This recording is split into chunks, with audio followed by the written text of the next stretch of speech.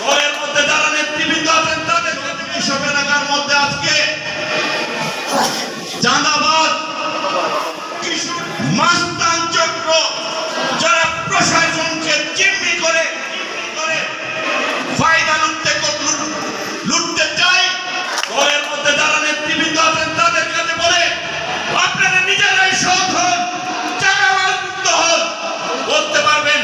আমরা দেখি বিভিন্ন এলাকায় যদি আমরা সবাই সংগঠিত হয়ে ঐক্যবদ্ধ প্রতিরোধ করে তুলি, ইনশাআল্লাহ মাদক কারবারদেরকে প্রতিরোধ করা এত দুরূহ ব্যাপার হবে না। আর যে সন্ত্রাসী চাঁদাবাজ অনেকে আছে, বড় ভাইদের আশ্রয় প্রশ্রয়ে চাঁদাবাজি করে। আমি প্রশাসনের কাছে অনুরোধ করব, ওই বড় ভাইদেরকে আগে চিহ্নিত করুন, ওই বড় ভাইদেরকে আগে চিহ্নিত করে তাদের বিরুদ্ধে কার্যকর অনেক এলাকা আছে, অনেক ভালো ভালো সুন্দর সুন্দর কাপড় পরে সুন্দর সুন্দর কথা বলে, কিন্তু উনি এলাকায় বড় ভাই। আরে বেটা কিসের বড় ভাই? বাইজিদ থানার কর্তৃক আয়োজিত আজকে এই সমাবেশের সম্মানিত বাইজিদ থানার থাকার আগে আমাদের ওসি মহোদয় তো সমস্ত বক্তব্য রেখেছেন। আমি অনেক বক্তব্য রেখেছেন। আমি আমার বক্তৃতায় কোনো বক্তব্য পুনশ্চ করতে চাই না।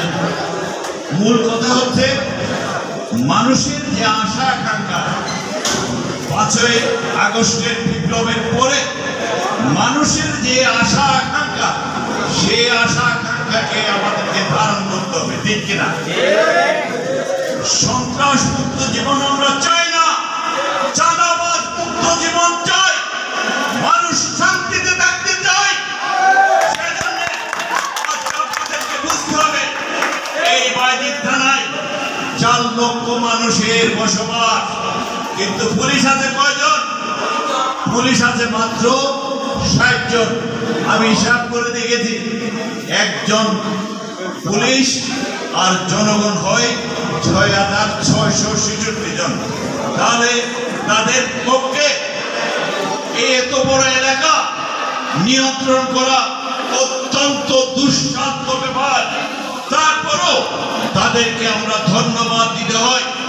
আমরা নিরাপদে রাত্রে ঘুমাই, আর এই পুলিশ বাহিনী জনগণের নিরাপত্তা বিধান করে, ঠিক কিনা?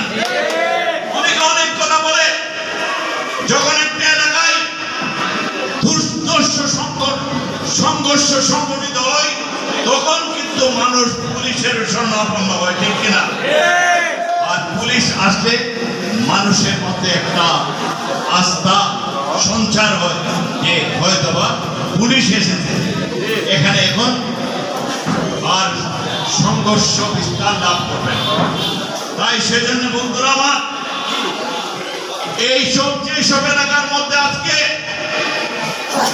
চাঁদাবাজ, কিশোরকে মাস্তান চক্র যারা প্রশাসনকে জিম্মি করে, মানুষকে জিম্মি করে ফায়দা লুটতে চায়, তাদের বিরুদ্ধে আপনাদেরকে বলতে চাই, এ প্রশাসন ছাড়াও আমরা যারা সিটিজেন ফোরামে আছি,